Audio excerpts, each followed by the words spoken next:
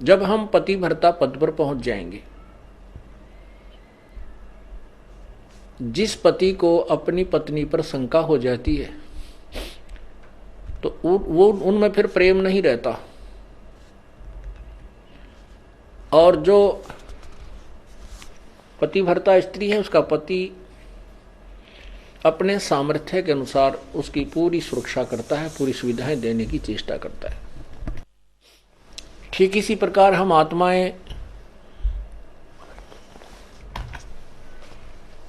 ठीक इसी प्रकार हम सभी आत्माएं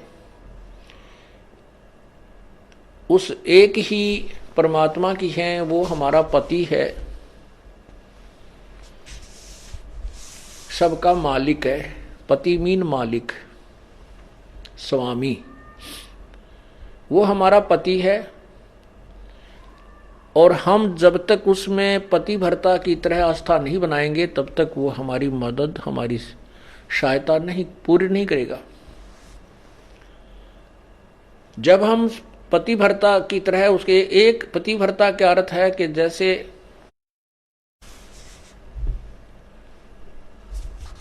अपने पति के अतिरिक्त किसी भी परपुरुष में आस्था ना हो,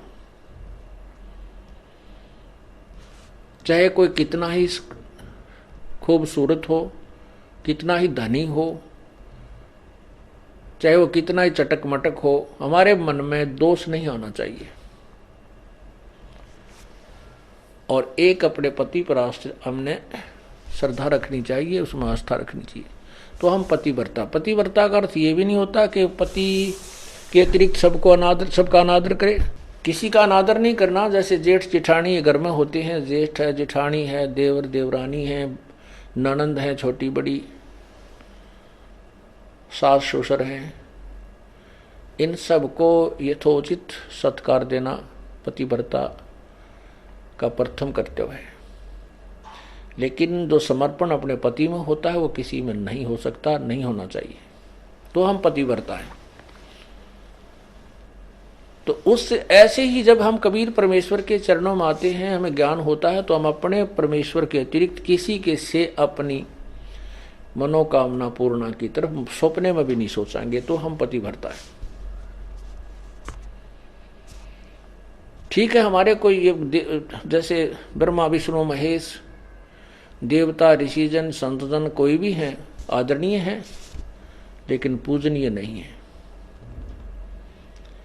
जैसे पतिव्रता को अपना पति पूज्य होता है, उसी से को समर्पण करती है, तो वो समर्पण वो किसी को नहीं कर सकती, लेकिन आदर सबका करती है, वो आदरणीय है। इस भाव से जब हम प्रभु के चरणों में लगेंगे तब परमात्मा हमारी सभी मनोकामनाएं पूर्ण करेगा, अन्यथा नहीं करेगा। जैसे परमात्मा क्या बताते हैं, ज्यों पतिव्रता पति से राती, आन पुरुष नहीं भावे, बस पीहर में सुरत प्रीतम में ऐसे ध्यान लगावे। उसके विषय में क्या बताते हैं कि जो जैसे जब पतिव्रता जमी पर और जो जो रख है धर है पाँव, और समर्थ झाड़ू देत है कदे ना काटा लग जावे। परमात्मा आपकी कैसे मदद करेगा कबीर भगवान? जब हम पतिव्रता हो जाएंगे इसके प्रति, किसी भी देवता से, किसी इष्ट से, किसी भी भूत प्रेत से या कोई झाड़े लानियों से हमारी कोई लिंक नहीं रहेगा, बिल्कुल सोचा नहीं सपने में। और फिर इस समर्थ के सहारे हम लगेंगे तब ये हमें कितने सुख देगा। जब जो पतिव्रता जमी पर जो जो धर है पाँव, समर्थ झाड़ू देत है ना काटा लग जावे। जैसे पतिव्रता स्त्री कहते पानी को चलेगी पानी भरने के लिए, अर्थात अपने जीवन रूपी सफर में वो चलती है आत्मा, जो केवल एक इष्ट पूर्ण परमात्मा कबीर जी पर आश्रित है। उसके जीवन रूपी सफर में, जीवन रूपी रास्ते यात्रा में, यात्रा के मार्ग में वो परमात्मा समर्थ भगवान कबीर परमात्मा ऐसे झाड़ू देता है झाड़ू मीन हमारे आने वाले जीवन में जो संकट हो, पाप कर्म रूपी कांटों को वो साफ करता रहता है कि कहीं मेरी आत्मा को पीड़ा ना लगे, कोई दुख ना हो जाए। अब आपको थोड़ा सा परमात्मा की महिमा सुनाते हैं, पतिव्रता कैसे होनी चाहिए, अर्थात हम प्रभु पर कैसे आश्रित हों। गरीबी सुकर्मी पतिव्रता सो आन उपावन मूल, एक पुरुष से परस है पतिव्रता समतूल। पतिव्रता का निष्कर्ष बताता हूं। आन उपावन मूल, बिल्कुल भी किसी और की पूजा नहीं करे, वो पतिव्रता आत्मा होती है। एक पुरुष, जैसे इसमें दोनों ही पहलुओं पर विवरण दिया है, जैसे स्त्री अपने ही पति एक ही पुरुष पर आश्रित रहे, ऐसे ही आत्मा एक पुरुष यानी एक परमात्मा पर आश्रित रहे, कबीर भगवान पर। पतिव्रत सुकर्मी सो जानिए, एक पुरुष से रात, निर्दाव निर्भरता ना दूजे से बात। अपने मनोरथ पूर्णा के लिए वो किसी अन्य पुरुष से बात, किसी अन्य भगवान की इच्छा नहीं करती, वो पतिव्रता होती है। गरीबी सवाल सुखन किसको कहे, पतिव्रता सो नार, हुक्म अदूल न मेट ही सो पतिव्रता पार।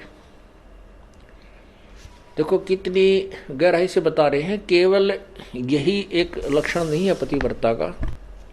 क्या बताते हैं कि पतिव्रता तो हो गई, अच्छी बात है, लेकिन पति कहता है वहां नहीं जाना और वो वहां अवश्य जाती है।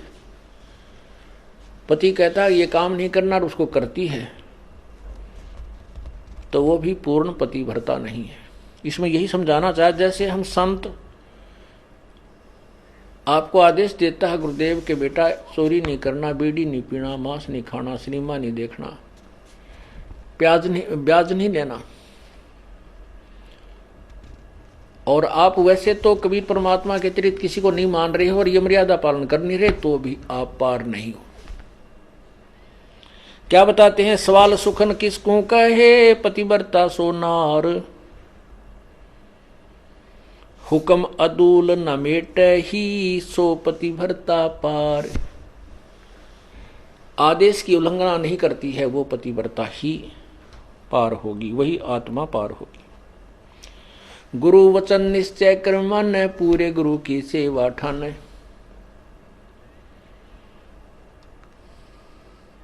भाई जो गुरु वचन पे डट गे रकट गे फंद 84 के, कट गे फंद 84 के, कट गे फंद 84 के। भाई जो गुरु बचन पर डट गे रकट गे फंद 84 के। वस्तु मिली ठोड़ की ठोड़ मिट गी, मन पापी की दौड़। वस्तु मिली ठोर की ठोर मिट गी, मन पापी की दौड़। भरम मिटे मुथरा काशी के, भरम मिटे वो मुथरा काशी के। भाई जो गुरु वचन पर डट गे, कट गे फंद 84 के। अब जो गुरु की आज्ञा का पालन करते हैं, सत्साधना करते हैं, फिर उनको वस्तु मिल जाती है जिसकी तरफ में वो घूम रहे थे। फिर वो मथुरा में भगवान रहता है, वहां परिक्रमा देने से भगवान मिलता है, वृंदावन जाने से मिलता है, काशी में भगवान है। कहते ये भ्रम हमारे फिर सब मिट गए।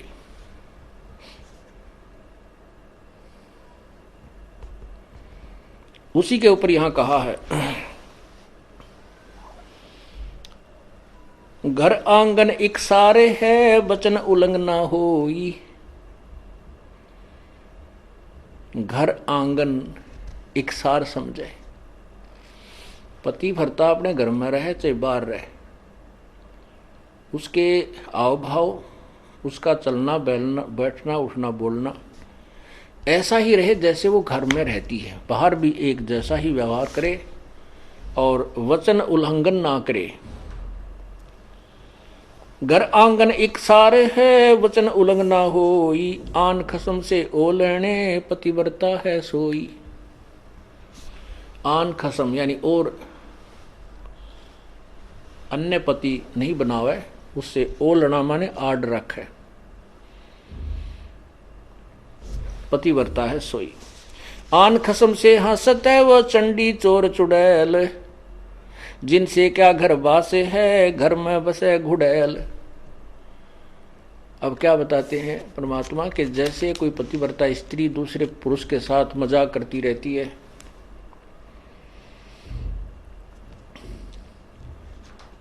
तो उससे दुर्भावना पूर्ण करती है, तो उसमें दोष है। वो कहते हैं वो तो एक भूतनी बस है घर में, और उससे क्या घर, जिनसे क्या घर बास है, घर में बसे गुड़ैल। ऐसे ही ये पतिव्रता यहाँ आत्मा की तरफ ज्यादा संकेत है। परमात्मा कहते हैं कि मुझे ऐसे ही अच्छे नहीं लगोगे यदि तुम ऊपर से तो कबीर साहब करते रहो, अब कबीर पंथी हैं, कबीर साहब के मानने वाले, अंदर से सारे ही देवताओं की पूजा करते रहते हो। आन खसम से हंसत है वो चंडी चोर चुड़ैल। परमात्मा इतने नाराज होते हैं। कहते हैं परमात्मा 100 वर्ष सतगुरु की पूजा, एक दिन आन उपासी, वो अपराधी आत्मा फिर पड़े काल की फांसी। 100 वर्ष तो ये साधना करते रहना जो हम आपको बता रहे हैं, और एक दिन अन्य पूजा कर लेना, परमात्मा कहते हैं वो अपराधी आत्मा पड़े काल की फांसी। तो ऐसी गलती क्यों करेंगे हम? तब करेंगे जब हम ज्ञान नहीं सुन पाएंगे, और ज्ञान उस दूसरे ज्ञान के लोगों से हम ज्यादा संबंध रखेंगे, तो वो हमें विचलित कर डालेंगे। यहां जींद के अंदर एक रमेश जैन भक्त है, अब भी हमारा सेवक है वो। उसकी पत्नी को दौरे पड़ते थे, दमा था उसकी पत्नी को, दमा था उसकी। एक लड़की को दौरे पड़ते थे, 2 जुड़वा बच्चे थे, वो बहुत बीमार रहते थे। महीने में 2-2, 3-3 हजार रुपए का उनका डॉक्टरों का, मेडिकल का खर्चा होता था। एक भक्त ने उनको समझाया कि आप हमारे गुरुदेव से उपदेश लो, कबीर परमेश्वरी की शरण में आओ, आपके सब झंझट मिट जाएंगे। काफी कुछ कहने से उन्होंने मान लिया, और फिर वो टर्म एंड कंडीशंस भी बता दी उसको कि ये नहीं करना आपने। जब तो उन्होंने मान लिया ठीक है, हम तो बहुत दुखी हो गए हैं, इनको पूजा करते करते और साधनाओं से हमारी दुर्गति हो रही है, तो हम क्या करेंगे, हम नहीं पूजेंगे उनको। उन्होंने उपदेश ले लिया।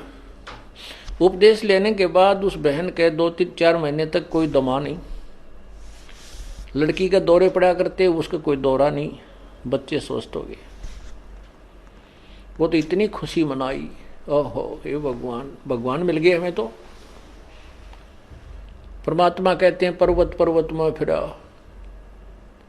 कारण अपने राम, राम जैसे संत मिले जिन सारे सब काम। अब क्या हुआ कि उसने वो 3-4-5 महीने के बाद ये गुग्गा पीर का दिन आ गया, गुग्गा नौमी आ गई। उसकी पड़ोसन आई, कहने लगी है कमलेश, और गुग्गा की पूजा नहीं करी तूने? वो बोली ना हम ना करा कर, हमने छोड़ दी, मारे तो जो ना गुरु का नाम ले लिया। वो किसी और पंथ से संबंधित थी, वो दूसरी लड़की जो बहन आई उसके पास, वह कहने लगी नाम तो हमने भी ले रखा है, पर पूजा सारी करनी चाहिए ना, तो ये नाश कर देंगे। उनका फलाना करना ना, वो अपने पंथ के उसके विषय में बताने लगी कि ऐसे उसने हमारे पंथ का है कि उन्होंने ये पूजा छोड़ दी थी, उनका एक का बेटा था वो मर गया, अब तो भाई सारी पूजा करते हैं, और भी वो भी करने लग गए। तो वह डर गई कि कदे भाई सजो गुग्गा पीर दुखी कर दे, उसने वो पूजा पाजा अपनी कर दी। पूजा कर दी तो अगले दिन वो लड़की तो दौरा पड़ने लग गया। उस कमलेश ने सांस नहीं आवे, दमा हो गया न्यू का न्यू, और दोनों लड़कों की तबीयत खराब है। अब उस सेठ लाला जी को पता नहीं था रमेश को क्या गड़बड़ कर रही है नालायक। वो घर पे आया और वो कहा ऐसा स्थिति फिर होगी। उसने उस भगत से संपर्क किया कि भाई मारा तो फिर होगी भाई बात, कोई फायदा नहीं हुआ। वो बोला भाई ऐसे कैसे हो सकता, 2-4-5 महीने तेरे ऊपर ऐसा मेहर बख्शी है, आज कैसे नहीं हो सकती है, कैसे मानूं मैं तेरी बात, अब देख ले चाल। वो दोनों आगे, वो दोनों आगे तो क्योंकि हमें पता है कि परमात्मा की मर्यादा भंग होने से ही काल प्रवेश कर जाता है। या तो सीता के चारों तरफ जो लक्ष्मण ने रेखा खींची थी ना, ये लक्ष्मण रेखा समझना मर्यादा भगवान की, और इसको तोड़ते ही या दुर्गति शुरू हो जाएगी जो सीता की हुई थी। अब वो राम कोई बवड़ा नहीं था जो लक्ष्मण ने ये कहा तू या तो आइए मत भूल कर भी, रावत इसको चारों तरफ ये मंत्र पढ़ कर या रेखा खींच देना। अब सीता अपने आप में सियाणी बन गई।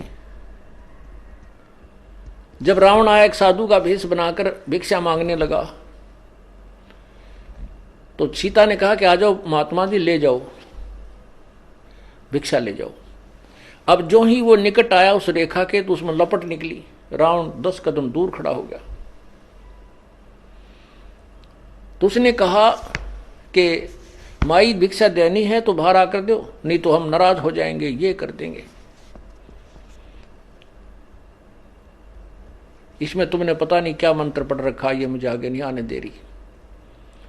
अब सीता जी ने सोची कि बिजली पड़े साधु तो है, 1 मिनट में देकर आटा डालकर वापस आ जाऊंगी। तो या तो उसकी नालायक सोच थी अपनी, जबकि वो महापुरुष कह के गए थे इसे बाहर मत निकलना रही, साधु है तो अपन आ जाएगा अंदर। यदि ये साधु है तो इस लक्ष्मण रेखा को पारे करके आ जाता, तो साधु भी कहाँ है वो, इस रेखा से डर गया। तो उसने ऐसा ही किया, मर्यादा भंग कर दिया, लक्ष्मण रेखा उल्लंघ गई। फिर देखो क्या दुर्गति हुई, रावण उठा ले गया। 12 वर्ष तक उस रावण के बाग में बिरान मट्टी हुई। पुण्यात्माओं, ये लक्ष्मण रेखा समझ लेना जो परमात्मा के नियम है। यदि तुमने अपनी सुरक्षा चाहिए तो लक्ष्मण रेखा से बाहर मत जाना, फिर देखना खेल मालिक का। तो उसने क्या हुआ कि वो कहने लगा भाई तुमने कोई और पूजा की है। रमेश बोला ना बिल्कुल नहीं, कति नहीं कर दिया, हम तो छोड़ दी सारी उस दिन। अब उसका गले उतरा नहीं उस भगत के कि तो हो ही नहीं सकता, जब तक हम मर्यादा नहीं तोड़ेंगे तो यह हानि नहीं हो सकती, यह हमारे भगवान का नियम है। तो वह लड़की उस रमेश ने पूछा उस कमलेश से, क्यों वो घर में रहती है, कितने कोई और पूजा की? वो बोली ना, मैं क्यों करूं थी। वह नो डरती ना बतावा कर तरही थी कि भी गड़ेगा, सोमा होगा, गुस्सा होगा। तो भक्त यूं कह रहा था जी मैं वैसे ही घूमतू ऐसे ऐसे बाहर न निकल गया, परमात्मा ने भेज दिया। तीसरा दिन था वो, जैसे आज गुग्गा नवमी थी, 10वीं न उनकी ब्रह्मटी होगी, एकादशी को वो वहां गया। तो घूमता घूमता पीछे को चला गया, बरंडे के साइड में, एक पिछली साइड में बरंडा था, बरंडे से रसोई के पीछे, रसोई बरंडे के अंदर खुला थी, पीछे उसके खाली स्थान था, वैसे नीचे कच्चा। वहां क्या देखा कि एक थाली रखी पुरानी सी, और उसमें 2-4 जोत सी लगा रखी है आटा बना के। तो वो उसने कहा कि आ भाई रमेश आजा दिखाऊं तेरे को, ये क्या है। कमलेश से पूछा कि वो क्या किया तने, वो क्या पूजा कर रखी है। फिर बताई उसने, आने वाली मैंने गुग्गा पीर की पूजा कर दी। वो भगत बोला वो गुग्गा फिर आ गया, थारा मुश्किल से काटा था। यो गुग्गा फिर बुला लिया तने, मुश्किल से निकाला था गुरुदेव ने, परमात्मा कबीर जी ने। अब चाट ले इस गुग्गा ने, पूज ले। तो वो फिर लग गया वह पैर पकड़ने, वह कहने लगी भाई मैं तो माफ़ी मांगूंगी गुरुजी तय। तो उन्हें कहा भाई माफ़ी मांग, परमात्मा से जाकर पूर्ण उपदेश लो, तुम तो काम कति बिगाड़ दिया, थारी सुना तो सुना, ना भी सुना। तो रमेश ने भी बहुत धमकाई हुआ बेबे, उसने सारी बताई जी, मैं डरा गणी थी और कोई आसपास यहाँ मेरे दूसरा सहयोग था नहीं जिसे मैं पूछूं अपने भगत था, वहाँ कोई भगत नहीं था। और मैंने सोची कि बिजली पड़ा है, एक दो बत्ती ला दूंगी, गुग्गा भी राजी हो जाएगा। इन गुग्गियान राजी कर तांबरान माटी करवा रहे हैं। हमने एक ही प्रभु को प्रसन्न करना है। एक साधे सब सदे, सब साधे सब जावे, माली सींचे मूल को वो फले फूले अगावे। एक ही साधने से, एक ही पूजा करने से जड़ की तो पौधा परिपक्व बड़ा हो जाता है, वृक्ष बन जाता है, फिर आम के फल लगते हैं। यदि हम टहनियों की तरफ से उसको गाड़ कर जमीन में लाकर बैठ जाएं उगाकर, तो सभी पौधा ही नष्ट हो जाएगा। अर्थात शास्त्र विरुद्ध साधना करने से हमारा भक्ति रूपी पौधा बर्बाद हो जाएगा। तो क्या बताते हैं, 100 वर्ष सतगुरु की पूजा, एक दिन आन उपासी, वो अपराधी आत्मा फिर पड़े काल की फांसी। तो पुण्यात्मा फिर आए मेरे पास। जब हम छुड़ानी से जाते रहते थे, हमारे गुरुदेव भी छुड़ानी जाते थे, वो केवल इसलिए जाते थे कि वहां भक्त आते हैं, उन भक्तों को समझाया जा सकता, वो भ्रमित हैं सभी, वो यथार्थ ज्ञान से परिचित नहीं है। फिर उसके बाद हमारा उनसे मन मुटाव बन गया, क्योंकि गुरुजी शरीर त्याग कर चले गए थे सतलोक, और छुड़ाने वाले की जो क्रियाएं थी वो शास्त्र विरुद्ध थी, सदग्रंथ के विरुद्ध करते थे। हम जनता को सच्चाई बताते थे तो उनकी दुकान बंद होने के कागार पर आ गई। इसलिए उन्होंने हम नहीं सुहाए, तो हमने अपना अलग से करौथा में आश्रम बना लिया। तो उस समय जब वो हम वहीं जाते थे तो थोड़ी ही संख्या में भक्त होते थे। 1995 की बात है ये। उसने फिर पुनर्उपदेश लिया, माफी मांगी कि जिंदगी में नहीं करूंगी। उसके बाद वो नाम दोबारा लिया, उसके बाद आज तक वो सभी सोचते हैं। बोलो सतगुरुदेव की।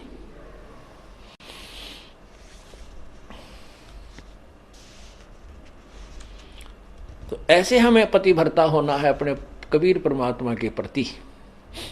गीता जी अध्याय नंबर 13 के श्लोक नंबर 10,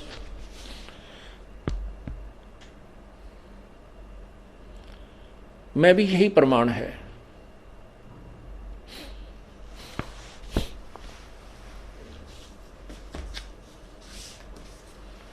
उसमें लिखा है कि अव्यभिचारिणी जो भक्ति करते हैं, गीता जी अध्याय नंबर 13 का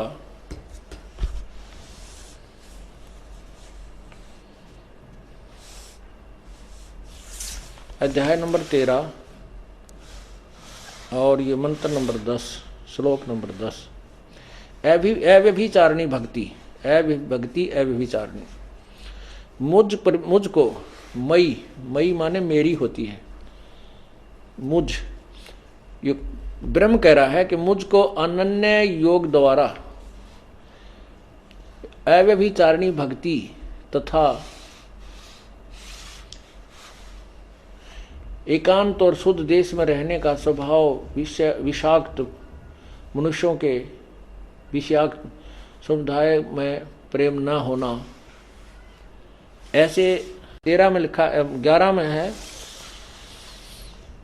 मेरी भक्ति करे तो भी अव्यभिचारिणी करनी है। व्यभिचारिणी होती है जो एक व्यभिचारिणी लड़की उसको कहते हैं जो अपने पति के अतिरिक्त अन्य पुरुषों से संपर्क करती है, जिसको वैश्या की दर्जा दिया जाता है।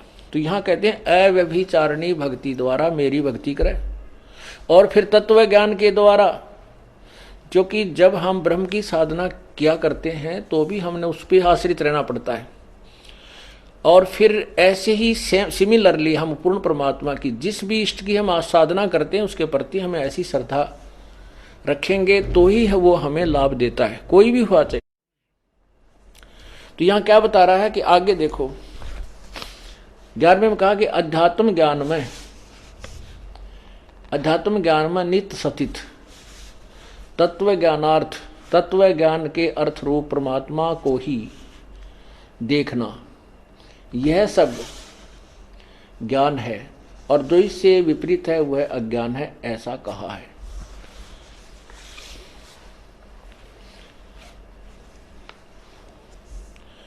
इसका क्या अर्थ है वैसे तो कि मेरी या किसी अन्य जिस भी भगवान की तुम साधना करते हो उसको अनन्य, ये अध्यात्म ज्ञान में और तत्व ज्ञान के आधार पर ये प्रमाण है कि उसी पर पूर्ण आश्रित आपने रहना चाहिए। अव्यभिचारिणी भक्ति से ही परमात्मा प्राप्ति होती है, इसका ये अर्थ है। तो क्या कहते हैं, आन खसम से हंसत है वो चंडी चोर चुड़ैल, जिनसे क्या घर बास है वो घर में बसे घुड़ैल। एक पुरुष अपना सही दूजा आन अनीत, अपने पति से राती ये और शिला सब भीत। सुकर्मी घर में रहे पतिव्रता सोनार, आन पुरुष से प्रीतड़ी ना रखिए घर बार। अब आपको भी संदेश दे रहे हैं परमात्मा कि जो स्त्री आपके अतिरिक्त किसी अन्य में आस्था रखती है तो वो घर में रखने योग्य नहीं है। और यहाँ इसी प्रकार परमात्मा कहते हैं जो मेरे अतिरिक्त किसी अन्य देवता को पूजेगा तो मैं भी उसको अपने घर में अपनी शरण में नहीं रखूंगा। ये आपको दोनों तरीके बता रहे हैं।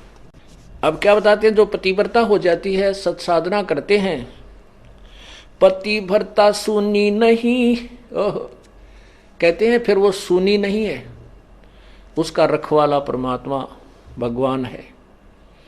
पतिव्रता सुनी नहीं रखवाले हैं राम, कल्प वृक्ष करुणामयी वो चौकी आठों याम। पतिव्रता यानी सत एक भगवान के ऊपर आश्रित जो पुण्यात्मा है वो पतिव्रता की तरह लगी हुई है। कहते हैं फिर वह सुनी नहीं है, उसके रखवाले हैं राम, पल पल पर मदद करेंगे। आप देखते हैं एक्सीडेंट के अंदर कहते हैं जी कति और एक ही जीप के अंदर 4 भक्त बैठे थे, एक बच गया, 3 मर गए। भक्त नहीं थे वो अन्य, केवल एक ही भक्त था। एक जीप में एक हमारा भक्त था, 3 और थे, 3 मर गए, ड्राइवर मर गया, ड्राइवर समेत, और वो बच गया, 1-2 को और चोट आ गई। और जहां वो मरे उसी सीट पर वो था। तो यहां कहते हैं पतिव्रता सुनी नहीं रखवाले हैं राम, कबीर परमात्मा, हमारा राम कबीर है। कल्प वृक्ष करुणामयी ही चौकी आठों जाम। कल्प वृक्ष एक ऐसा पेड़ बताया स्वर्ग में, कहते हैं कि वो सर्व मनोकामना पूर्ण करता है। तो परमात्मा कबीर जी कहते हैं आपके साथ इस कल्प वृक्ष का भी काम करते हैं। अब वो कल्प वृक्ष किसकी मनोकामना पूरी करता है? वो तो स्वर्ग एक होटल है, और वो एक कल्प वृक्ष एक बैल है, घंटी है।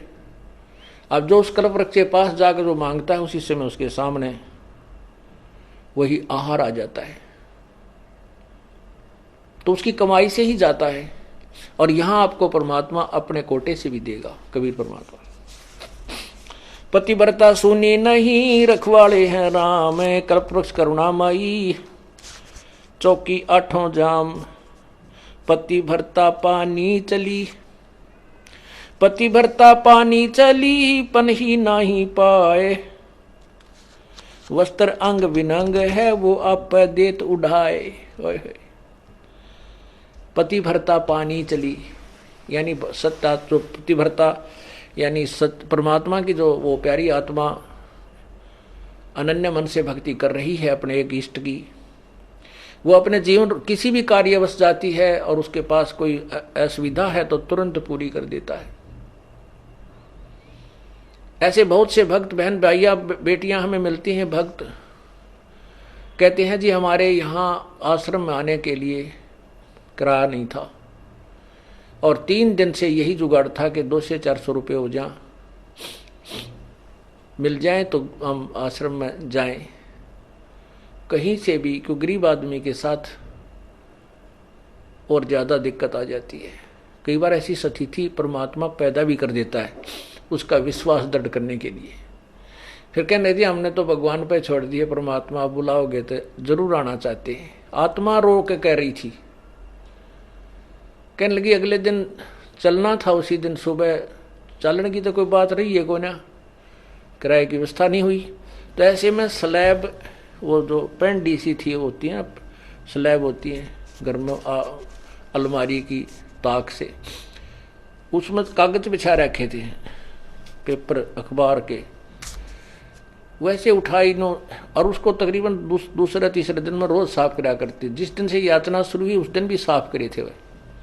वैसे स्वाभाविक वो उठाकर मैं पोचे खाते मारन लगी तो 500 रुपये 100 के 5 नो मुड़े हुए ऐसे तय किए हुए, एक बार मुड़े हुए अन्नो रखे।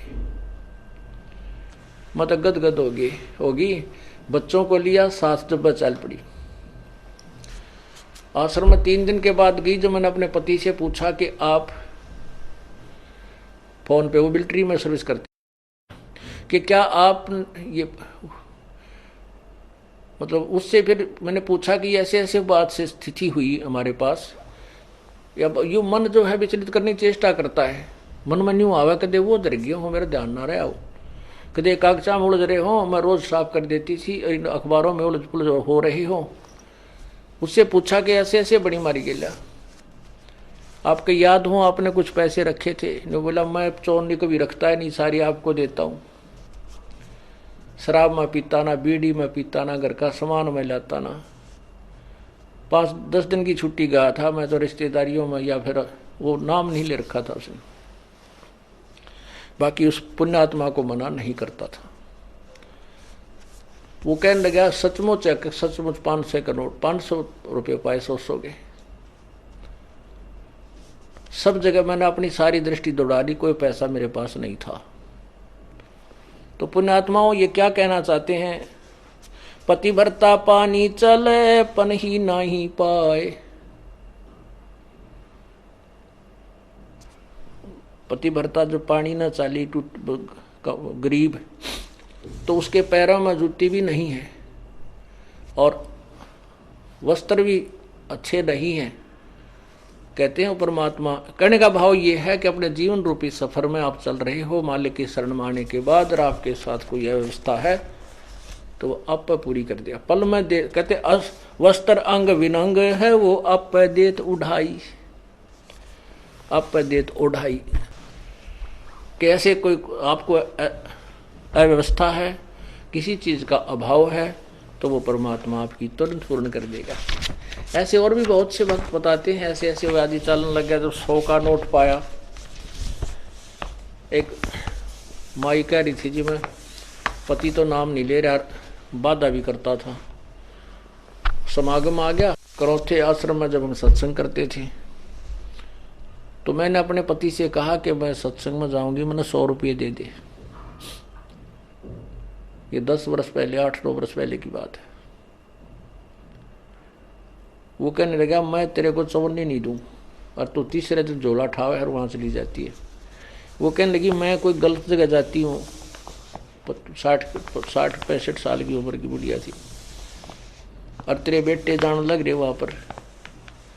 बेटे तो अपनी कमाई करे, वो ले जाते हैं किराया, मैं किराया मान ले उनसे मांग भी लूं तो तुम नखरे करता है, क्योंकि बेटे अलग हो रहे हैं, उनसे थोड़ा द्वेष रखता है, उनसे कैसे ले लेगी, वहाँ जाओ भी नहीं। तो उसने कहा कि मुझे 100 रुपये दे दे। ने बोला कति नहीं जान दूँ, और जाके दिखाइए आज तू। तो नहीं, मैं पैसा किराया दूँ नहीं, तू जागी कैसे? तो वो कहने लगा मेरे द्वारा पैसा को ना। फिर आखिर में ये बहाना मिला उसने कि मेरे द्वारा 100 रुपये को नहीं। वो क्या कहती है उसकी पत्नी कि मैं तो बैठ कर रोने लगी, जहाँ पूजा स्थल है रोने लगी है, भगवान देख कौन बनी। हम एक दूसरे के ऐसे बांध रखे हैं कि हम इनसे अब अपने भगवान के दरबार में भी नहीं जा सकते। आखिर में कहने की मैंने ये सोच लिया कि मैं अभी चाहती हूँ किसी पड़ोसन पर मांग मूंग कर मैं जाऊंगी। इतना दृढ़ निश्चय मैंने कर ही लिया था, लड़ाई होगी, बोलेगी, मार पीट लेगा और 2 मुक्के खा लेगी भगवान के नाम पे। ध्रुव पिटा, प्रहलाद पिटे, मीराबाई पिटी, ऐसे ही निर्णय होता है। ऐसे ही परमात्मा निकटाता है। इतने में वो बूढ़ा साइकिल लेकर जा था, गांव से निकला, सड़क थी अच्छी, जो दिल्ली के, ये पंजाब खोड़ की बात है, और वहां वो गया होगा सड़क के ऊपर आधा किलोमीटर, एक 100 का नोट ऐसे हवा में उड़ा, अगले साइकिल के अगले पहियों की ताड़ियां में आके चिपक गया, और उसने रोका तुरंत साइकिल। 100 का नोट ताजा, उसकी तो घीघी बंद की, घबरा गया, उल्टा आया, आकर ने बोला ले भगवान, तेरे भगवान ने भेज दिया, तेरा 100 का नोट ले जा तू। और उसका जो है ना पसीने आ रहे, उसके बाद उसने मुझे मना नहीं किया। तो यहां परमात्मा कहते हैं पति भरता पग जमी पर जो जो धर है पाव, समर्थ झाड़ू देते है ना काटा लग जावे। पति भरता भूखी रहे, यानी पति भरता को, यानी सच्ची उस अनन्य मन से पूजा कर रही भक्त आत्मा को कोई अभाव होता है, किसी चीज की आवश्यकता होती है और वो वास्तव में उसकी आवश्यकता है, तो कहते हैं पति भरता भूखी रहे वहां समर्थ घर सोच। ऐसे पति की स्त्री के, ऐसे पति की स्त्री के काल कर्म हो मोक्ष। मोच कहते हैं जैसी भक्त आत्मा जब दुखी होती है तो भगवान के दरबार में भी चिंता बन जाती है। और ऐसे पति की स्त्री के काल कर्म हो मोक्ष, जो ऐसे दृढ़ता के साथ, समर्पण के साथ, पूरे विश्वास के साथ भगवान पर लगती है, उसके नाम पर, कहते हैं उन्हीं का मोक्ष होता है, उन्हीं के पाप कर्म नष्ट होते हैं। कहते हैं नुक्ते ऊपर रिच जगह रे कोट कर्म जल जा तुम्हारे। ये नुक्ते होते हैं जो हम लोग लाज और किसी परमात्मा के नाम पर ना किसी पति से, ना पत्नी से, ना पुत्र से कोई दबाव नहीं मानते अपने आत्म कल्याण के लिए, तो परमात्मा प्रसन्न होता है। परमात्मा कहते हैं मात पिता सुत स्त्री, मात पिता सुत सत्री, आलस बंधु कान, संत मिलन को जब चले ये अटकावे आण। मात पिता, बालक है, बेटा है, बेटी है, माँ बाप नहीं जानते सत्संग में, जो 15-16 साल के 20 साल तक हैं वो माता पिता के अधीन होते हैं। और जो बुजुर्ग हैं वो जब बच्चे बड़े हो जाते हैं तो बच्चे बेटियां के अधीन हो जाते हैं, बेटे के अधीन हो जाते हैं, या फिर आलस, या फिर लोक लाज। जैसे आप यहाँ सत्संग में आते हैं, कोई ना कोई जरूर टकरा देगा, कहाँ चले, बेरा है सत्संग में जान दोगे, थारा तो पाँव लिकट रहा है, तीसरे दिन वहाँ बैठे रहते हो। तो इस तरह के श्लोक सुना देते हो, और आप जो ज्ञान में कमजोर है इन बातों से दबाव मानने लग जाता है, और फिर वो आना भी कम कर देता है, उसको ज्ञान नहीं है। इसके लिए परमात्मा कहते हैं कि मात पिता सुत स्त्री और आलस बंधु कांड। बंधु कांड माने लोक लाज, अपने मित्रों के वो कहे हुए व्यंग्यात्मक बातों से झिझक जाना। कहते हैं सतगुरु मिलन को जब चला ये अटकावे आण, ये आके आंट लावेंगे कि बेटा क्या माँ बाप या स्त्री ऐसी निकम्मी हो जाएगा दी बेबे, बस जी का झाड़ बन जाती इस भगत के, या फिर लोक लाज, या खुद आलस कर जा, फिर देखोगे, फिर अगले बार देखेंगे, सर्दी ज्यादा है, गर्मी घनी है। इनका अटकाया ना अटके जो सतगुरु दर्श को जाए, कहे कबीर सो संत है भाई आवागमन निसावे। कहते नुक्ते ऊपर रीत जगह। ऐसे हम थोड़ी बहुत भगवान के लिए पापीटियां करेंगे, संघर्ष करेंगे तो हमारे निकट आएगा, और केवल बात बनाते परमात्मा या कोई भी क्रिया पूरी नहीं हो सकती। जैसे अब यहाँ कौन आएंगे, वो आएंगे जो पूर्ण रूप से परिचित हो चुके हैं इस ज्ञान से। जैसे किसान गेहूं की फसल बीजता है या और भी फसल इस सीजन में बीजता है, जो जाड़े की फसलें होती हैं। तो उसमें जैसे अब दिसंबर और जनवरी में इतनी कड़ाके की सर्दी गिरती है और किसान की नहर से पानी डिस्ट्रीब्यूटेड मिलता है और वो रात्रि में दिसंबर या जनवरी के महीने में कड़ाके की सर्दी पड़ रही है, शीत लहर भी चल रही है, उसके पानी का नंबर आ जाता है रात में 12 बजे। जनवरी और दिसंबर के महीने में कमरों के अंदर भी रजाई ओढ़ कर खिड़की बंद करके जब हम सोते हैं और वो किसान उस शीत लहर की परवाह ना करते हुए, आरोग्य होने की परवाह न करते हुए, रात्रि के समय कोई सांप है, कोई भयंकर प्राणी पशु है, उसकी भी परवाह ना करते हुए वो अपने उद्देश्य को पूरा करके आता है। वहां जाकर के कंबल और लिया होता है, खेस या कंबल को भी वहां पर मेड पर रख देता है, डोले पर, और अपना पजामा पैंट या धोती ऊपर न टांग के और घुटनों पानी में प्रवेश कर जाता है, नाली में। खेत में घूमता है चारों तरफ, घंटा 2 घंटे जब तक वो पानी सिंचाई करता है, नंगे पैरों घूमता रहता है पानी के अंदर से, कहीं पानी निकल ना जाए, मेरा खेत से बाहर ना चला जाए। तो पुण्यात्माओं, यदि वो आलस कर जाता है और वो सोचे सर्दी है, कहीं मेरे को रोग ना लग जाए, नमूनिया ना हो जाए, तो वो सिंचाई नहीं करके आएगा। सिंचाई नहीं करेगा तो उसके गेहूं कनक नहीं होगी,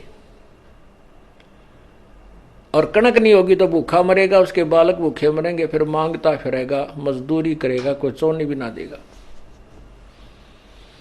वो निर्धन हो जाएगा। वो क्योंकि वो अपने व्यवसाय का, अपने क्रिया, अपने कर्म का वो पूर्ण रूप से परिचित है, इसलिए वो उसके मन में आवे को नहीं कि आज मैं ना जाऊं, न्यू हो जाए, नहीं, कुछ भी हो, सिर धड़ की बाजी ला के वो पहुंच जाता है। ऐसे पुण्यात्मा अपने ये भक्ति रूपी अब कणक बोई है, और ये सत्संग जो है आपकी सिंचाई का समय है, डे है। तो इसमें क्या बताते हैं कि माता पिता सुत स्त्री आलस बंधु कान और संत दरस को, सतगुरु दरस को जब चलाइए अटका मान, इनका अटकाया अटका नहीं, और सतगुरु दरस को जाए कहे कबीर सो संत है भाई आवागमन से, उसे ही खेती पूरी होगी, उसी की फसल अच्छी होगी। तो इस प्रकार हमने इस ज्ञान को ऐसे समझना है।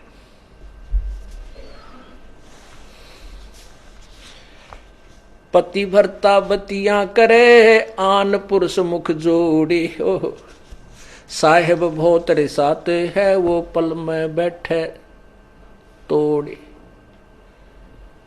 जैसे एक स्त्री अपने को किसी और पुरुष के साथ एक विशेष तरीके से बात करता हुआ को पति देख लेता है, तो वो उससे अक्षुब्ध हो जाता है। तो ऐसे ही वही परमात्मा बताते हैं कि यदि तुम किसी और इष्ट के आगे पाछत है, किसी देवता ते नो मांगत मांगते देख लिया भगवान ने, क्यों तो अंतर्यामी है, तुरंत पकड़ जाएगा।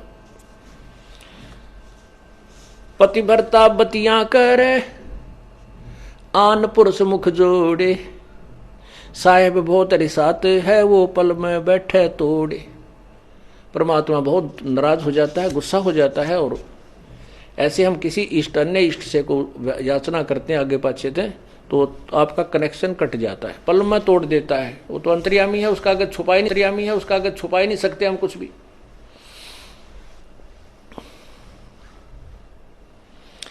नैना आन न देख ही, श्रवण सुने नहीं बैन, रसना से बोले नहीं, सो पति भरता ऐन। दूसरे इष्ट को, दूसरे पुरुष को आंखों से भी नहीं देखे, आंखों से देखने का तात्पर्य है कि हम उसके उस स्वरूप पर दृष्टि डालते हैं तो अंदर से कुछ उथल पुथल शुरू हो जाती है, वो नहीं होनी चाहिए।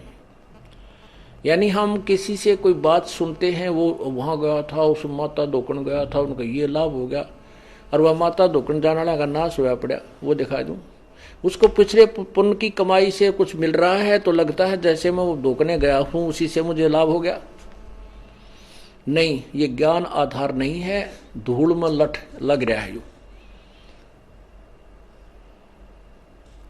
नैनो आन न देखे ही और श्रवण सुने ना बैने, यानी किसी और की प्रशंसा पुरुष की भी नहीं पतिव्रता सुन सकती, नहीं सुनना चाहिए।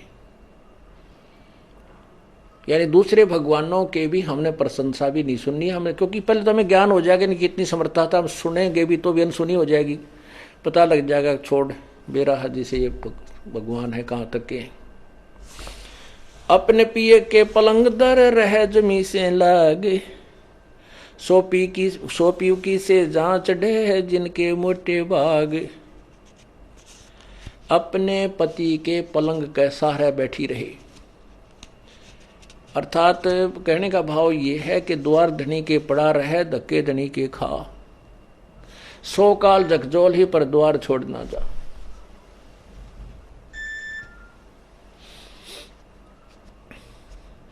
अब कैसे बताते हैं, जैसे परमात्मा रुष्ट हो गया, पल में बैठे तोड़, तो फिर उसके लिए क्या बताते हैं कि अपने पति के पलंग दर रह जमी से लाग, यानी 100 बार माफी मांगे और अपनी गलती को स्वीकार करे। या अर्थात हम केवल अपने परमात्मा कबीर जी के ही चरणों में दोबारा आ जाएं, जैसे गलती होगी क्षमायाचना करवा ले करे और अपना उपदेश दोबारा पा ले, और फिर उसने उस व्यक्ति ने और उस बहन उस आत्मा को अधिक प्रयत्न और अधिक जो है विश्वास पैदा कराना पड़ेगा भगवान में, तब उसकी सुनाई शुरू होती है। तो यहाँ कहते हैं अपने पिए के पलंग दर रह जमी से लाग, और सोपति की से जहाँ चढ़े जिनके मोटे भाग, वही परमात्मा के सुख को प्राप्त कर सकेंगी वो आत्माएं। पति भरता और सुहेलड़ी सेवन अधिक अपार, पति भरता भाव नहीं ये चूम चटक श्रृंगारे।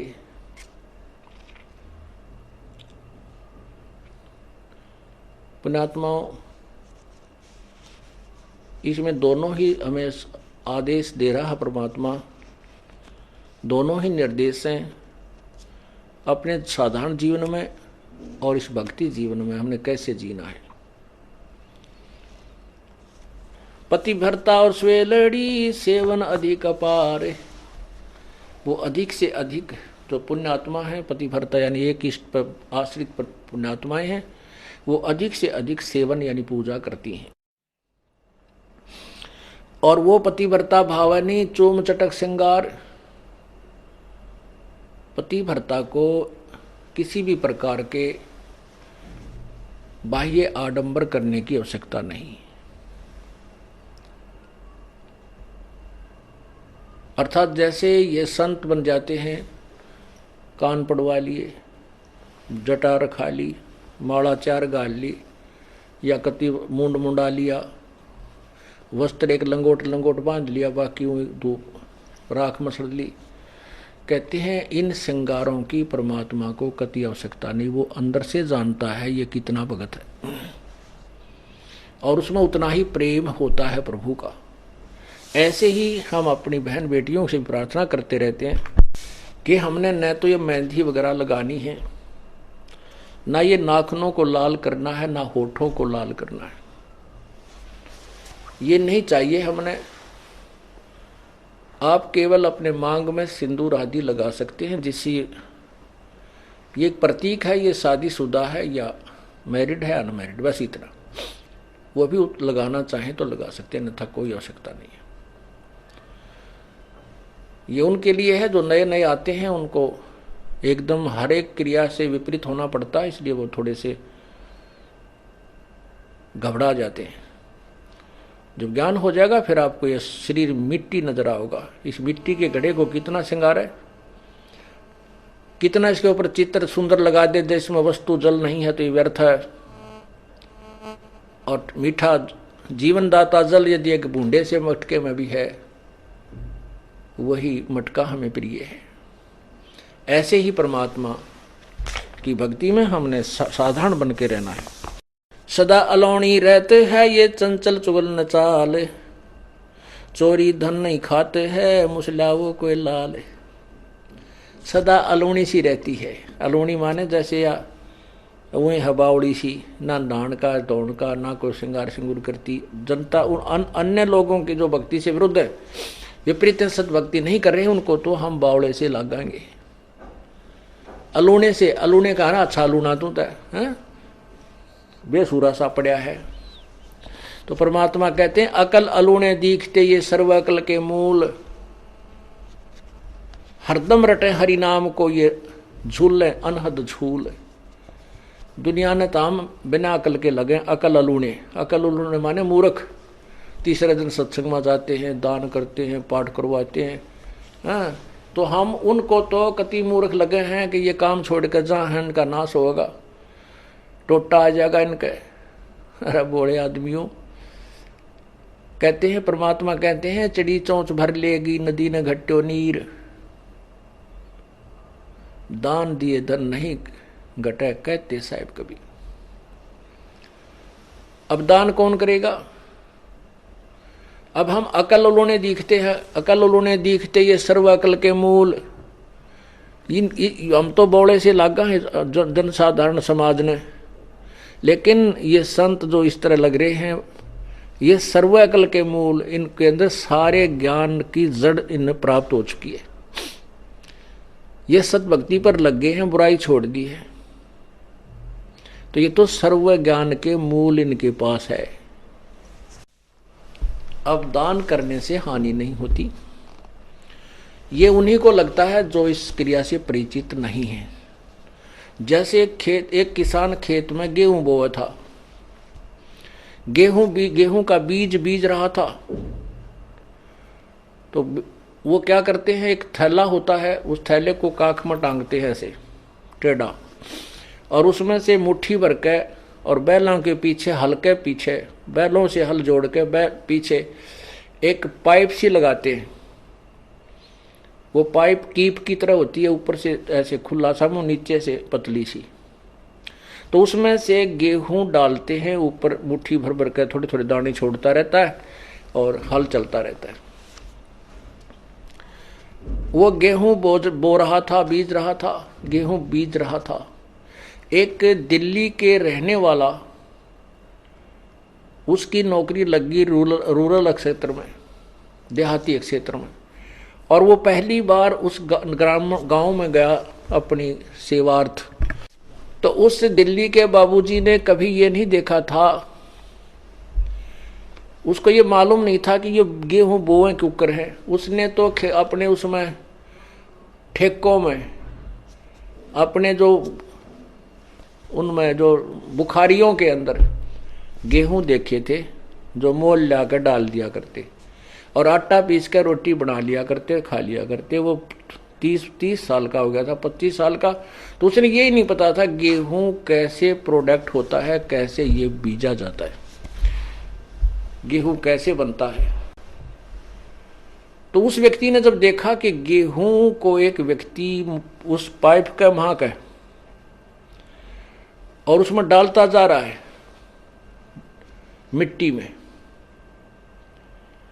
उसने 1-2 चक्कर किसान ने काटे, तब तक तो वो खड़ा रहा, देखता रहा।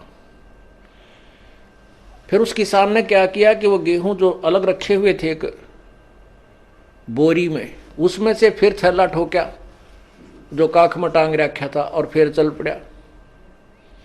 तब उसने कहा, उस आदमी को पक्का हो गया कि ये आदमी तो मूर्ख है। उस दिल्ली वाले ने किसान के विषय में उसके ने सोचा कि तो मूर्ख आदमी है, गेहूं ये तो खाने की वस्तु है और इसको यो मिट्टी में डाल रहा है, अच्छा पागल है, इसको समझाता हूं। तो वो किसान को कहने लगा, बाबूजी कि अरे भोले भाई बात सुन। कहा भाई, हाँ जी बाबूजी बोलो क्या बात है। तू ये क्या कर रहा है? तुझे पता है देश में पहले ही खाद्य सामग्री का बहुत अभाव है और आप इसको मिट्टी में मिला रहे हो गेहूं को। ये तो बहुत कीमती चीज है, इससे रोटी बनती है, आटा बनता है, तो क्यों इसको खराब कर रहा है? तेरी अकल खराब है क्या? उसने किसान ने सोचा ये बोतड़ू कितना आ गया, देख मुझे शिक्षा दे रहा है। वो कहने लगा बाबूजी मैं बर्बाद नहीं कर रहा, ये गेहूं जो मिट्टी में डालूंगा ये मुझे आबाद करेगा। काफी देर वार्तालाप होती रही। अब किसान उस मूर्ख के कहने तो थोड़ा ही उसे अपने प्रोसीजर को छोड़ देगा। फिर वो किसान कैसा, चाहे इसे ऐसे 100 मिले उसने दिन में गए।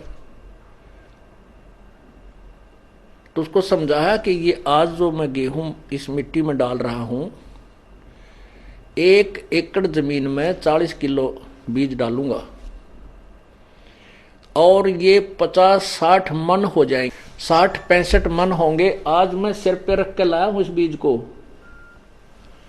आज मैं सिर पे रख कर लाया हूं ये 40 किलो वजन को, और फिर इसको ट्रैक्टर की ट्राली भर के ले जाऊंगा, गाड़ियों से ढोऊंगा, इतना इतना हो जाएगा।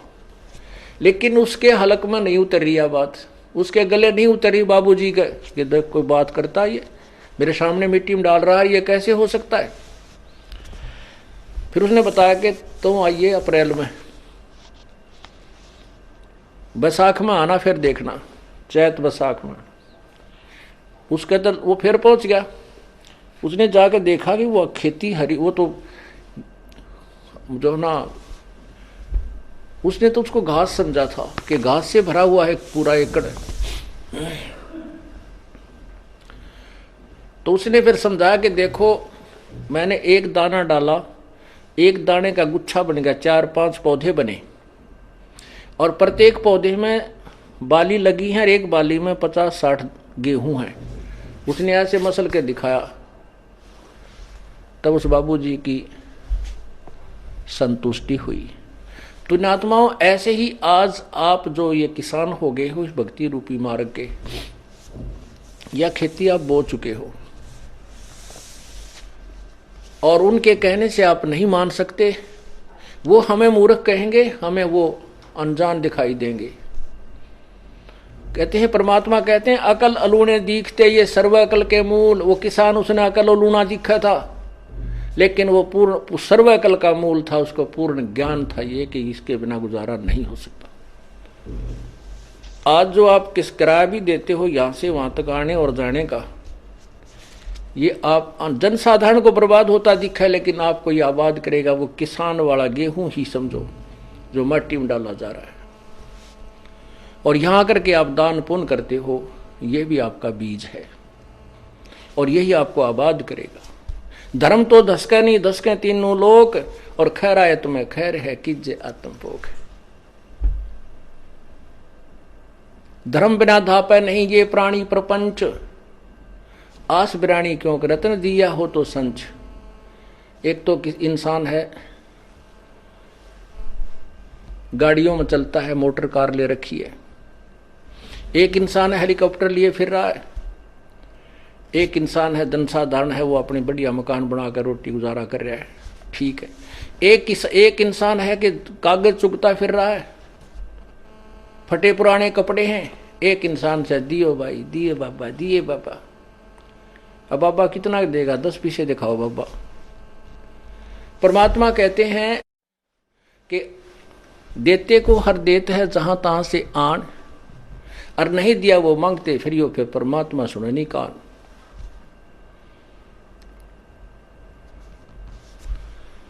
धर्म बिना धापे नहीं ये प्राणी प्रपंच, आस बिरानी क्यों कर रत्न दिया हो तो संच। यदि पहले दान किया तो आज मिलेगा, अन्यथा चाहे सिर पटक ले, चाहे कितने किसी प्रकार की तू अन्य साधना कर ले।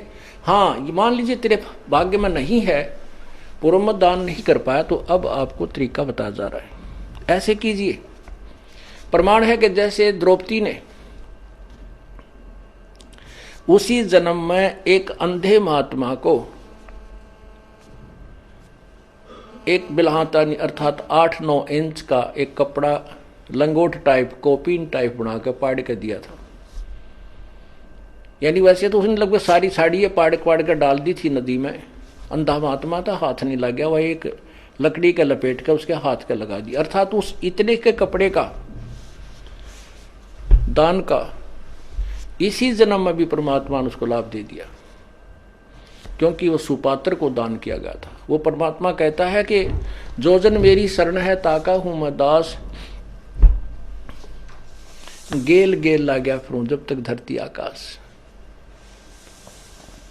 ये द्रौपदी कौन थी? ये दुर्गा का अवतार थी। अवतार दो प्रकार के होते हैं, एक तो उस वही आत्मा आती है, एक उस आत्मा के वहां लोक की उसकी प्रिय आत्मा को वो अपने कार्य को के लिए भेज देती है। तो द्रौपदी उसकी प्रिय आत्माओं में से थी, और वो पहले भी सतयुग त्रेता द्वापर में भी त्रेता में भी जन्म हुए हैं उसके। तो उस समय परमात्मा आए हैं, उनको पहले भी सतभक्ति पर लगाने की चेष्टा की है, पर हम बीच में छोड़ छाड़ जाते हैं। उसी के लिए परमात्मा ने आकर के फिर उस दरिया में एक अंधे महात्मा का रोल किया। उसको पता था कि इसके ऊपर आपत्ति आएगी, काल इसको जरूर सजा देगा, क्योंकि उन आत्माओं को ज्यादा सताने की चेष्टा करता जो कभी परमात्मा के चरणों में रहे, क्योंकि उससे बहुत अक्षुब्ध हो जाता है। लेकिन वो परमात्मा यदि हम सच्चे दिल से उसको पुकार रहे हैं, और दूर होने का कारण दो होते हैं, एक तो गुरुद्रोही होकर हो, उसकी कहीं सुनवाई नहीं होगी। एक वैसे ही अनजानपने में गफलत में रह जावे, ना कर पावे, उसके लिए साथ परमात्मा फिर भी रहता है। लेकिन बिरान माटी बढ़ गई तो द्रौपदी के उसी जन्म के किए हुए पुण्य का भी मालिक ने प्रतिफल दिला दिया। तो ऐसे जो आपसे पुण्य कराए जा रहे हैं, ये पूर्व जन्म आपके पुण्य नहीं है, इसलिए तो अब बिरान माटी हो रही है आपकी। अब इसी जन्म आपको दे करके परमात्मा तुरंत राहत दे रहा है, और साथ में अपने कोटे से भी आपको दे रहा है। ये समर्थ है,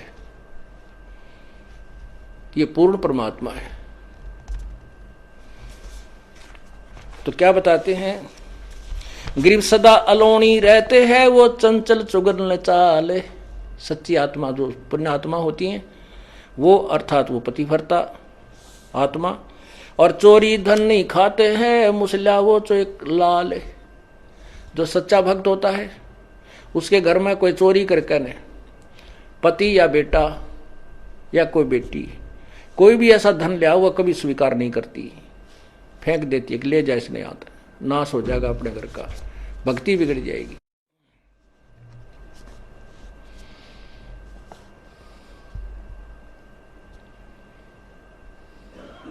हक हलालम खाते हैं सो साहेब दर जाही, लाल मुसे घर में धरे सो पति भरता नाही। चोरी के धन अपने घर पर रख ले वो भक्त नहीं है, पुरुष है चाहे स्त्री। हक हलालम खाते हैं सो साहेब दर जाही, अपने हक हलाल का खाते हैं वे भगवान के दरबार में जाएंगे। निंदा बिंदा बादना बैर विरोध बेकार, चोरी जारी करते हैं वो गए जन्म सब हार। कुटल का खलीलों खिरकेड़ी है कुत्ते का काम, देख बुसे धन और का कदे न निश्चय नाम। के तो दूसरे भगत होकर भी दूसरों को भक्तों को देखता है, उसके साथ मजाक करता है, स्वयं दान करता नहीं, दूसरे कहता है क्यों दुखी हो रहा है, क्या दरिया है इसमें, रोजाना ही है, इतना दान थोड़ा किया करते, फिर दान दरे काट है। कहते ये तो कुत्ते का काम है, भक्त का नहीं। गरीब कुटिल खिलेलों किड़केड़ी है कुत्ते का काम, देख बुसैदन और का कदे न निश्चय नाम। गृहपति भरता के ना उठा ये भ्रम कर्म की सूले, आन उपासी जलत हैं पड़े युगन युगन भूल। जैसे जो सच्चा भक्त होता है उसने एक परमात्मा के नाम को स्वीकार कर लिया, ज्ञान ग्रहण कर लिया, तो वो फिर बाद में शंका नहीं करता अपने गुरुदेव के किसी भी क्रिया में, तो वो भक्त है।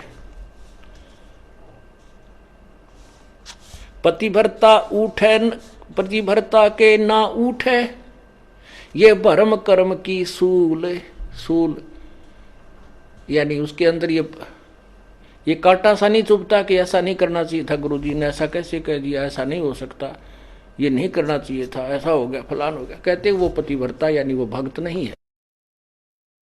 पतिव्रता के उठे नहीं, इस कर्म भ्रम की भूल, जो कर्म किया जा रहा है सतगुरु जो कह रहे हैं उसमें भ्रम पैदा करता है, उसमें अविश्वास करता है, वो दुष्ट आत्मा है। चाहे कितनी दान कर रहा है, कितनी भक्ति कर रहा है, नथिंग है उसके पास। जैसे काल उदाहरण दिया था आपको, भगवान की किसी भी क्रिया में हमें विश्वास नहीं होना चाहिए, तभी हम सफल हो सकते हैं।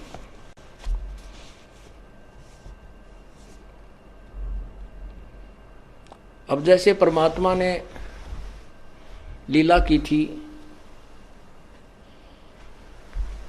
एक गणिका को एक बेटी थी जो वैसा प्रसिद्ध थी, लेकिन बाद में वो अपने कर्म धर्म को सुधार चुकी थी, प्रभु के चरणों में अधिक लगती थी। क्योंकि जिसने अपने पाप पिछले दिखते हैं वो ज्यादा निकट आता संतों के, और वो नकली भक्तों को सुहाई नहीं।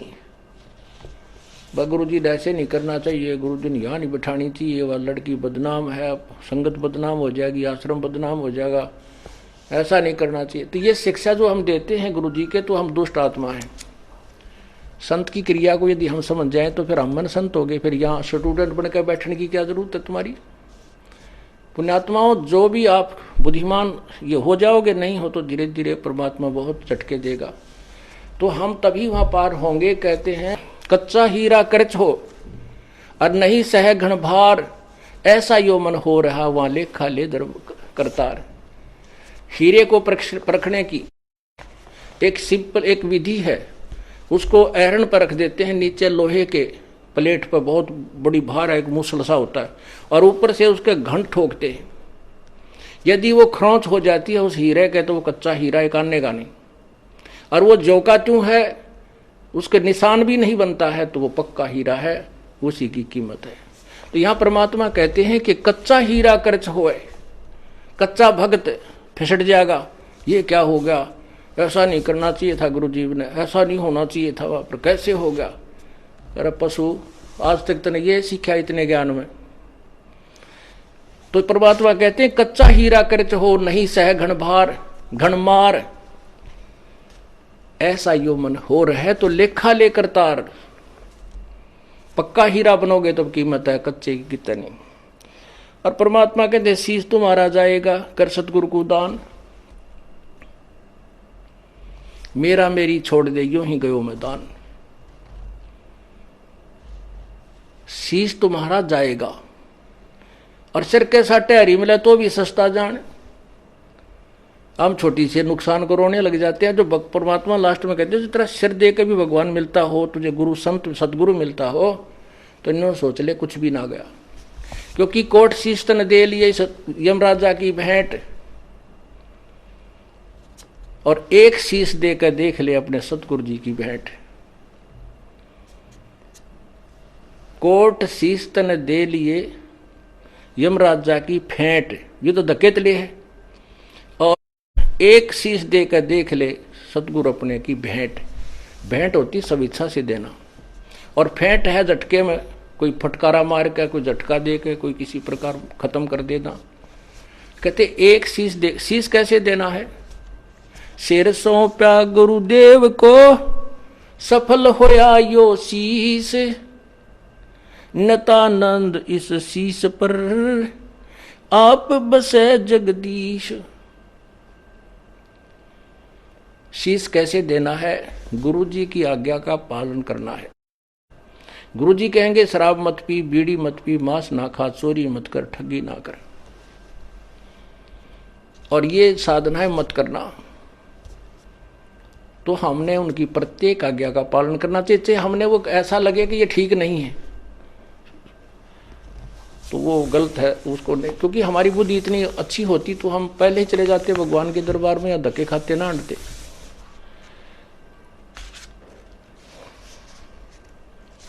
तो इस प्रकार हमने साधना को सच्चे दिल से करना है।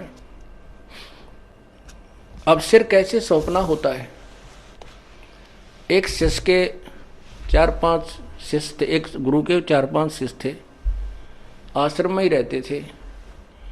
उन सबको शिक्षा दिया करते थे भाई गुरु के वचन की अवहेलना नहीं करनी चाहिए। गुरु शिरोधार्य होता है, उसके प्रति किसी अपवचन भी हमने नहीं सुनने चाहिए, ना कहने चाहिए, ना बोलने चाहिए, ना सोचने भी नहीं चाहिए।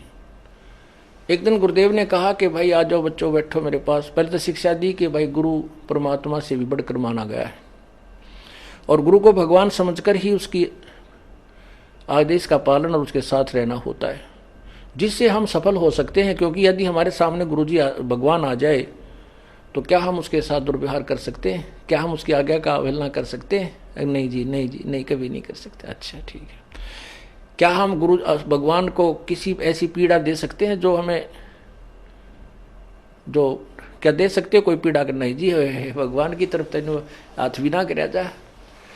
तो कुछ देर के बाद वो गुरु जी कहता भी मेरी आज्ञा है कि तुम 5-5 जूते मेरे सिर में लगाओ।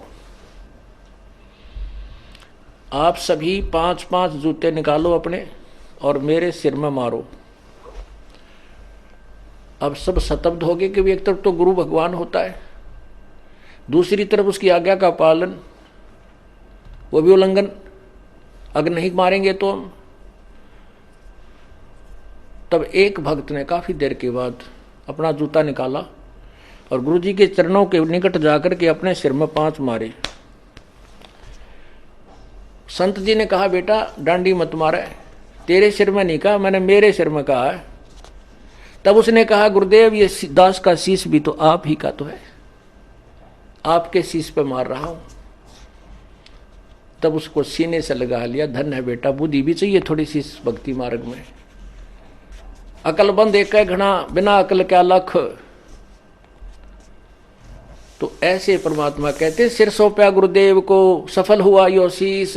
संत जी कह रहे हैं और नित्यानंद इस शीश पे आप बसे जगदीशी। मारा रहा नहीं उसका है, इसने मारो चाहे छोड़ो, रखो चाहे खत्म करो, तो काल भी अड़प लेगा किसी दिन। भगवान लेगा तो ठीक ठिकाने तो रखेगा, मनुष्य जन्म दे देगा तो किरा कित गधा बना के छोड़ देगा।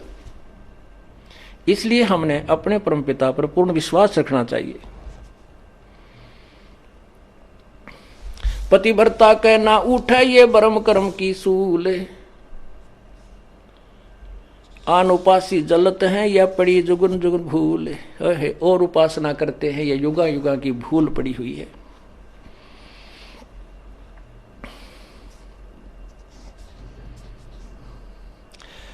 पतिव्रता बर पाइया पार ब्रह्म सासकंत, सब जग आन उपास है पतिव्रता है संत। सब जग आन उपासना करते हैं, केवल संत ही पतिव्रता रह सकते होते हैं, यानी वो ही पूर्ण ब्रह्म को साधना करते हैं, अन्य की नहीं करते। तो आप सभी संत हो गए, भक्त हो गए हो, साधु हो गए हो, साधक हो, आप परमात्मा की भक्ति करते हो। गरीब संत सही पतिव्रत, पतिव्रता है अडिग अधिक विश्वास, तन मन धन सब अर्प ही जिनकी हो क्यों हास। उनकी हंसी, उनका मजाक नहीं बनेगा, परमात्मा उनको बहुत सहारा देगा।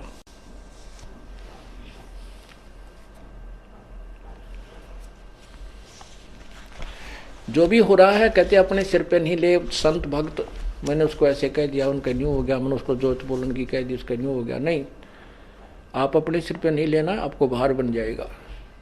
राम करे सो होते हैं अपने सर नहीं ले, अपने सर जो लेवेंगे वहां मुगदर पड़ेंगे, मोगरे लागेंगे उनके। साहिब से सब होत है, बंदे से कुछ ना ही। वो राई से पर्वत कर दे, पर्वत से फिर राई। आपने देखा एक रोथा कांड, राई का पहाड़ बना दिया दुनिया ने, लेकिन उस सतगुरु के हुक्म बिना नहीं हो सकता था। अब उस पहाड़ को ये राई बना दिया। हम ज्यों के त्यों हैं और बकवाद करनी फिट्टे मुंह होते जा रहे। अब वो माथे हाथ मार कर रो रहे हैं कि अब भी उनकी तो ऐसी संगत बढ़ रही है, डांटे नहीं डट रहे। तो जनसाधारण को ये विश्वास होता जा रहा है कि इनको सचमुच इनके साथ अन्याय किया गया। नहीं तो ऐसी बुराई सुनकर तो यहाँ झांके भी कोई नहीं, घर के भी दूर भाग जाए, घर वाले भी, रिश्तेदार भी भाग जाए।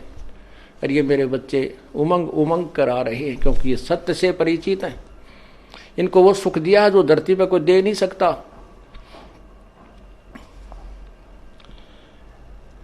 तो ये परमात्मा से दूर नहीं हो सकते। ये वही परीक्षा थी जो परमात्मा ने एक वैश्या को हाथी पर बैठाकर घुमाया था। नकली थे वह सब, भाग भूग गए 64 लाख के 64 लाख, क्योंकि उस समय अशिक्षा थी, शिक्षित नहीं थे। आज शिक्षा है, इस शिक्षा का अक्षर ज्ञान का प्रभाव है, ये आपके पास के प्रत्यक्ष प्रमाण है सारे। आपको टस से मस नहीं कर सका, इतना तूफान था। अब दृढ़ पेड़ होते हैं बाग में, वो नहीं टूटा करते, बोधे टूट जा। कितने आंधी तूफान से रोड डेली तेज हवाएं चले, वो दृढ़ पेड़ हो गए। आप क्या इस तूफान से टूटे नहीं, ये तोड़ने के लिए चलाया गया था।